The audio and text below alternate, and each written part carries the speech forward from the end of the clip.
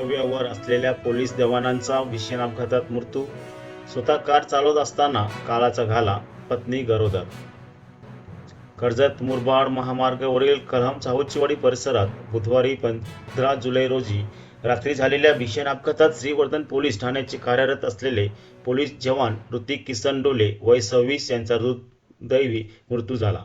अपघातावेळी ऋतिक हे स्वतः eco car चालवत असल्याचे सांगण्यात येत आहे. या अपघातात अन्य 4 जण जखमी झाले असून त्यापैकी दोघांची प्रकृती गंभीर असल्याची माहिती मिळत आहे.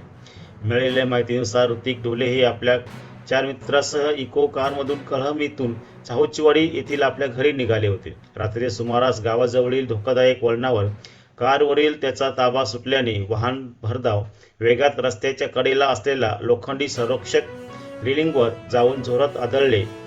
धडक इतकी भीषण होती की कारचा एक भाग हवेत उचलला गेला आणि वाहनांचे मोठे नुकसान झाले. अपघाताची माहिती मिळताच नेरळ पोलीस ठाण्याच्या हद्दीतील कलहम पोलीस चौकीचे अधिकारी आणि कर्मचारी तातडीने घटनास्थळी दाखल झाले. ग्रामस्थांच्या मदतीने सर्व जखमींना बाहेर काढून विपुरे येथील रुग्णालयात दाखल करण्यात आले. मात्र गंभीर जखमी झालेल्या ऋतिक डोले यांना रुग्णालयात दाखल करण्यापूर्वीच डॉक्टरांनी मृत्यू घोषित केले. अन्य 4 जखमींपैकी दोघांना किरकोळ दुखापत झाले असून दोघांची प्रकृती गंभीर आहे. त्यापैकी एका जखमीला पुढील उपचारासाठी MGM रुग्णालयात पनवेल येथे हलवण्यात आले आहे.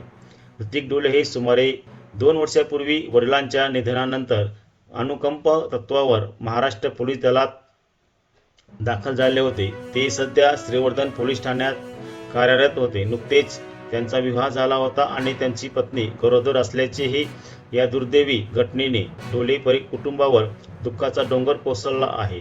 एका तरुण पोलीस जवानाचा अशा दुर्दैवी अपघातात मृत्यू झाल्याने पोलीस दलासह संपूर्ण परिसरात हळहळ व्यक्त होत आहे. या अपघाताचा पुढील तपास नेरळ पोलीस करीत आहेत.